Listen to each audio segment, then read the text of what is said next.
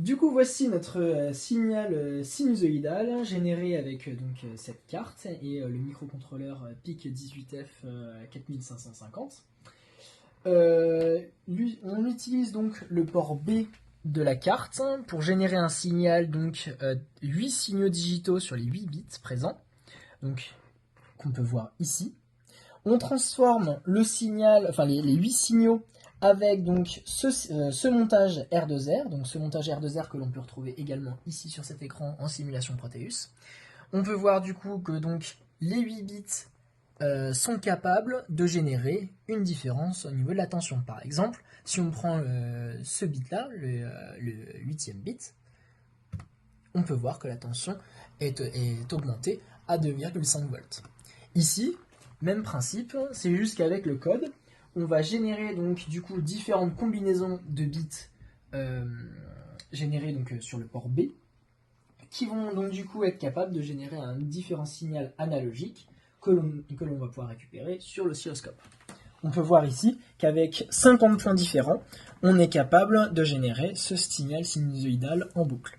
Donc là, on peut voir qu'on est dans le cas d'un signal PWM, comme vous pouvez le voir sur l'oscilloscope. On a branché donc l'oscilloscope donc bien sûr à la masse et également au port C sur le pin RC2.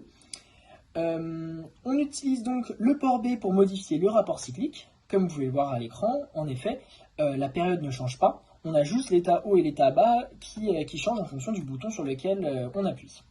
Comme vous pouvez le voir à l'écran. Voilà. On peut également utiliser le port D pour modifier la fréquence, comme on peut le voir juste ici. En effet, la fréquence a bien évolué. On passe de 4 kHz à 6 kHz par exemple. On peut voir également que la période est plus courte, ce qui traduit une fréquence plus importante. Et on peut en même temps modifier la fréquence, le rapport cyclique. Voilà, comme on peut le voir sur l'exemple. On peut prendre l'exemple d'un rapport d'une fréquence plus élevée et d'un autre rapport cyclique. Voilà, là on peut voir que la fréquence a largement augmenté. On est passé sur du 12,5 kHz au lieu du 4 kHz du départ. Et on peut voir que la période est en effet sur l'écran beaucoup plus rapide.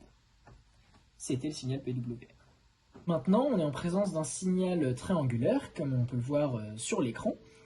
Il s'agit ici d'un compteur qui augmente petit à petit jusqu'à atteindre un certain point avant de chuter. On peut voir sur les LED ici qu'on a bien un compteur qui s'implémente de manière extrêmement rapide, c'est pour ça que certaines LED ne changent pas. Et on peut voir qu'on utilise bien le montage R2R comme dans le cas de la sinusoïde, qui est branché donc à l'oscilloscope pour passer donc de 8 bits à un signal analogique.